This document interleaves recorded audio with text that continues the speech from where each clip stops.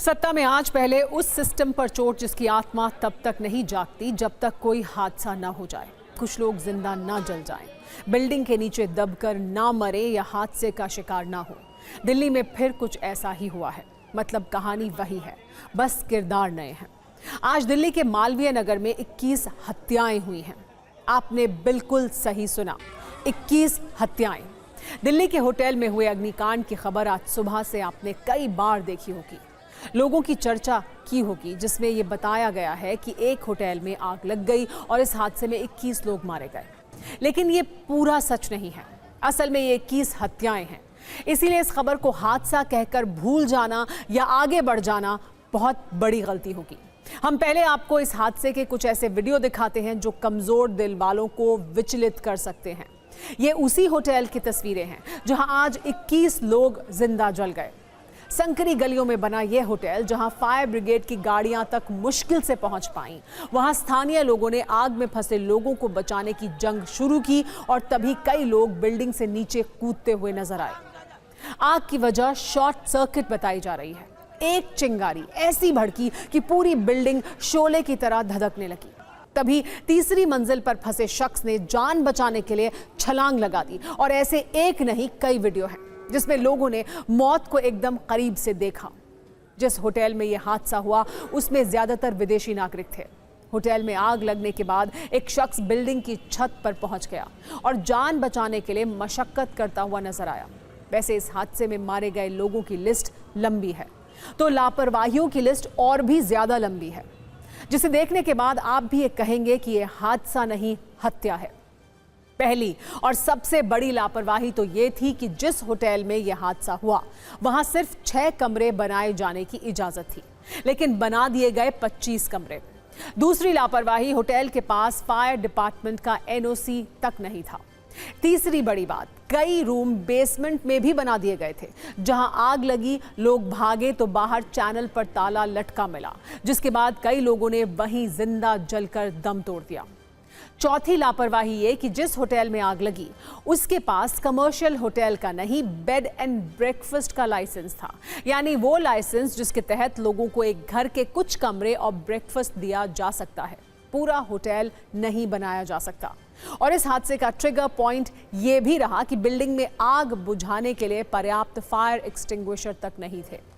सोचिए, जब ऐसे हालात हो तो गलियों के बीच में बने इस अग्नि कुंड से लोग कैसे बचकर बाहर आ सकते हैं। वैसे स्थानीय लोगों ने भट्टी बन चुके होटल में फंसे लोगों को बचाने की पूरी कोशिश की। 37 लोगों को बचा भी लिया, लेकिन 21 लोग मारे गए।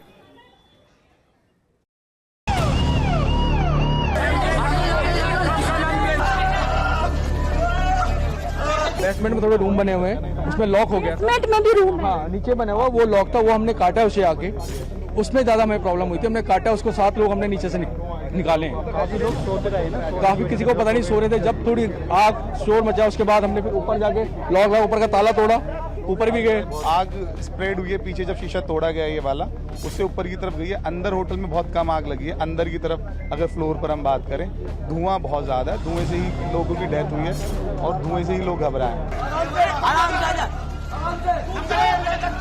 जब हम आए यहाँ आग थी, हमने यहाँ गद्दे बिछाए, गद्दे से पेशेंट ऊपर से कूदे हैं लोग बचने के लिए, जान बचाने के लिए। तो 3rd फ्लोर देखोगे आप, यहाँ से जालियाँ टूटी हैं, यहाँ से नीचे कूदे हैं जब हमने गद्दे बचाए। उसके बाद जब फायर फाइटिंग ने आग बुझाई है, हम उनके साथ चले। अंदर का मंजर हम आपको नहीं बता सकते। बाथरूम के अंदर, बेड के नीचे, जीनों पे, सब जगह जले हुए हालात में लोग पड़े हुए। मेन एरिया में ही आग लग गई थी, निकलने का तो चारा ही नहीं था। चारा था तो सिर्फ खिड़की से निकलने का ही था, और कोई चारा नहीं था। बाहर निकलने का, अंदर जाने का एक ही रास्ता है? एक ही रास्ता है, और वो ये रात में 11 बजे बंद कर देते हैं और ये सुबह खुलता है, और ये इलेक्ट्रॉनिक होता है, ये हाथ से नहीं खुल सकता। हाँ, और वो जैसे आग लगी तो लाइट चली गई तो वो बंद ही हो गया। 2 नाइजीरियंस थे, ये कूदे। एक हस्बैंड वाइफ दोनों कूदे ये। हाँ जी, 3rd फ्लोर से कूदे हैं। मैं करीब यहाँ से 9:30 बजे करीब जा रहा था, 9 बजे, तो यहाँ पे आग लग रही थी बहुत तेज। उस टाइम पे मैं और मेरे दोस्त जा रहे थे स्कूटी से, उस टाइम पे पूरी आग लग रही थी और हमने यहाँ पे रोक के देखा ना, तो वहाँ से बिल्डिंग से लोग कूद रहे थे। करीब 4-5 लोगों को हमने कूदते हुए देखा था, और शीशा तोड़ के वो भी। जिस इलाके में हादसा हुआ है वहां और भी कई अवैध होटल बताए जाते हैं। पास में कई बड़े अस्पताल भी हैं जिसमें विदेशी नागरिक इलाज कराने के लिए आते हैं, लेकिन रुकते हैं ऐसे होटलों में जहां जिंदगी की गारंटी नहीं है। अब तक जो जानकारी आई है उसके अनुसार मारे गए 21 लोगों में से 17 विदेशी नागरिक थे जो नाइजीरिया, मोजाम्बिक, बांग्लादेश और लाइबेरिया के बताए जा रहे हैं। यानी मृतकों में ज्यादातर नागरिक अफ्रीकी देशों से आए थे।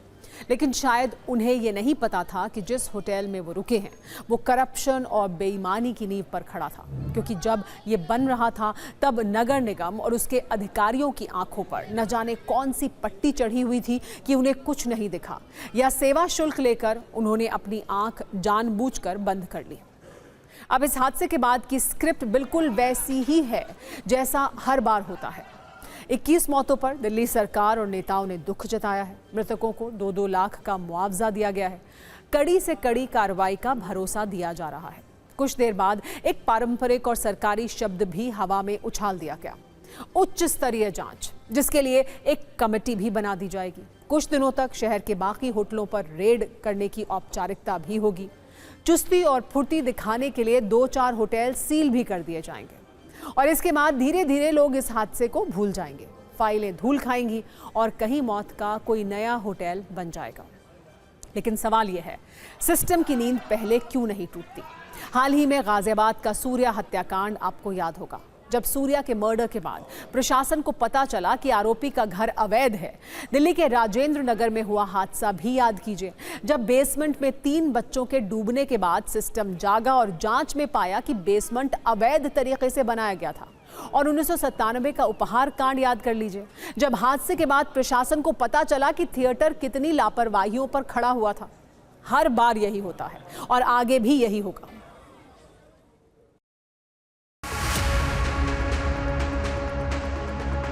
इसी होटल में लगभग 21 लोग आग से जलकर मर गए। अब उसी होटल की तस्वीरें देख रहे हैं। अगल बगल 2 होटल्स हैं। सबसे पहले ये कॉर्नर वाला शटर देखिए, ये बेसमेंट को जाने वाला रास्ता है, इसको लॉक करके रखा गया था। सामने जो बीच वाला रास्ता है ये होटल के रिसेप्शन और रेस्टोरेंट को जाता है और इसके ऊपर जितने फ्लोर्स देख रहे हैं 1, 2, 3, 4, 5 लगभग 5 से 6 फ्लोर मुझे नजर आ रहे हैं। ये पूरा होटल इसको रेस्टोरेंट के अलावा होटल्स में तब्दील किया गया, क्योंकि ये मैक्स हॉस्पिटल के बिल्कुल पास का इलाका है। गली में होने की वजह से होटल सस्ते मिल जाते हैं और बहुत ज्यादा कोई पूछता नहीं है, इसीलिए लोग यहाँ पर रुकना प्रेफर करते हैं। ये गली देखिए, गली के बाहर लोग देखिए, इनमें ये पैदल जाने का रास्ता है और उसके पीछे ये फ्लैट्स, अपार्टमेंट्स है, उनमें लगे एयर कंडीशन आप देख सकते हैं, अलग अलग फ्लोर बिल्डर अपार्टमेंट्स हैं और इसमें सैकड़ों लोग रहते हैं। चारों तरफ इसी तरह के अपार्टमेंट्स आपको मिलेंगे। सुबह कॉल हमें 8:50 पे मिली थी और 8:51 पे हमने अपनी 7 गाड़ियाँ इमीडिएटली टर्न आउट करी थी इस कॉल के ऊपर। फिर जैसे कॉल्स हमारे पास ज़्यादा रिसीव हो रही थी, साइमल्टेनियसली साथ साथ ही हमने एक वाटर बाउजर और उस पर टर्न आउट किया था, यानी कि टोटल इनिशियली 8 गाड़ियाँ इस पर टर्न आउट हुई थी। कहाँ से आग की शुरुआत हुई, क्या कारण थे, कुछ पता चल रहा है? देखिए, कारण तो पुलिस इन्वेस्टिगेट करेगी, लेकिन प्राइमा फेसिया जो देख के लग रहा है, बिल्डिंग को मैं अंदर गया था, पूरा बिल्डिंग सर्च करके आया हूँ, ग्राउंड फ्लोर से लगता है फायर स्टार्ट हुई है। इतनी छोटी सी जगह में, जरा सी गली में इतना बड़ा जो है वो होटल, 4 से 5 मंजिला होटल जो है वो कैसे बनकर तैयार हो गया, और जहाँ पर वेंटिलेशन का कोई इंतजाम नहीं। अगर इतनी छोटी विंडो होगी तो अगर रेस्क्यू के लिए भी टीम को जाना हो तो वो कैसे जाएगी? आज इस हादसे पर हमने गैर जिम्मेदारी की एक चेन भी बनाई है, जिसमें किसी का गुनाह छोटा है तो किसी का बड़ा। लेकिन सच्चाई यही है कि 21 मौत के दोषी सब हैं। सबसे पहला दोषी अवैध होटल का मालिक, जिसका नाम है लोकेश बजाज, जो अभी पुलिस के नेटवर्क से बाहर है। इस चेन का दूसरा नाम स्थानीय नगर निगम। इस अवैध होटल के निर्माण के वक्त गहरी नींद में वो सो रहा था। तीसरा गुनहगार फायर डिपार्टमेंट, जिससे ना तो इस होटल को चलाने की एनओसी ली गई, ना ही फायर डिपार्टमेंट ने कभी इतना कष्ट उठाया कि ऐसे अवैध होटलों की जांच की जाए। चौथा दोषी वो लाइसेंसिंग विभाग, जो होटल के मालिक लोकेश बजाज को बीएनबी का लाइसेंस देकर निश्चित हो गया और ये जांच तक नहीं की कि जिस घर के अंदर 6 कमरों में बेड एंड ब्रेकफास्ट वाला सिस्टम चलना था, वहां 25 कमरों का एक अवैध होटल चल रहा है। और आखिर में दोषी वो सरकार और सिस्टम जिसके अधीन ये सारे विभाग आते हैं। अब सरकार के मंत्री ये कह रहे हैं कि जो भी दोषी होगा उसे छोड़ेंगे नहीं, बल्कि विपक्ष का आरोप है कि दिल्ली सरकार जिम्मेदारी होटल के मालिक पर डालकर हादसे से किनारा करना चाहती है। लेकिन सच यही है कि इस देश में नियम सिर्फ 2 ही लोगों के लिए होते हैं, या तो आम जनता के लिए या फिर सिर्फ कागजों की शोभा बढ़ाने के लिए। क्योंकि सबने अपना काम जिम्मेदारी से किया होता तो 21 मौत का दाग दिल्ली पर नहीं लगता।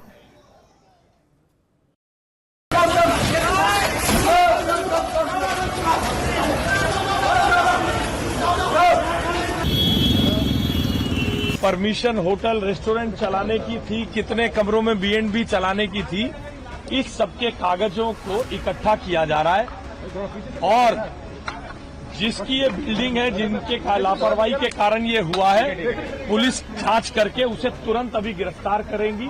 सारे एजेंसी, नगर निगम, फायर, बिजली विभाग, पानी का विभाग, आसपास के इस एरिया में ऐसी जितनी इमारतें चल रही हैं जिसमें राई बराबर भी वायलेशन होगी, ऐसी सभी इमारतों को सील किया जाएगा। सरकार ने अपनी टूल किट एक्टिव कर दी।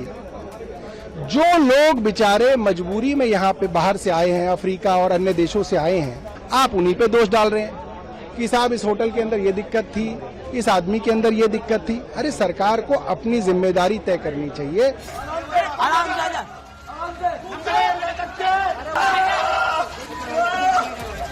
दोषी जो भी होगा, मैं विश्वास दिलाता हूं कोई भी दोषी हो वो बचेगा नहीं, मगर इस तरह की बात करना, इस समय राजनीतिक बातें ऐसी घटनाओं में अच्छा नहीं होता है।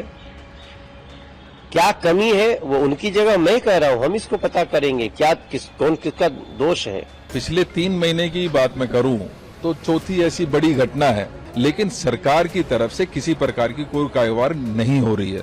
मैं जिम्मेदार ठहराना चाहता हूं जो यहाँ का फायर डिपार्टमेंट है दिल्ली का, मैं जिम्मेदार ठहराना चाहता हूं जो कॉरपोरेशन है, DDA है, MCD है, इन्हीं के संरक्षण में कहीं ना कहीं इस तरीके की इलीगल कार्रवाई होती है। और अब इस खबर का नजरिया 9। सच यही है कि हमारे देश में नियम कानून कागजी शेर के जैसे हैं, जो सिर्फ तब दहाड़ते हैं जब किसी आम आदमी का चालान काटना हो या उस पर कोई एक्शन होना हो। बड़े रसूखदारों और बिल्डरों के सामने ये नियम भीगी बिल्ली बन जाते हैं। इसीलिए अगली बार जब आप किसी होटल के तंग कमरे में रुकें तो ये ज़रूर सोचिएगा कि किसी हादसे की स्थिति में ये सिस्टम आपको बचा भी पाएगा या नहीं।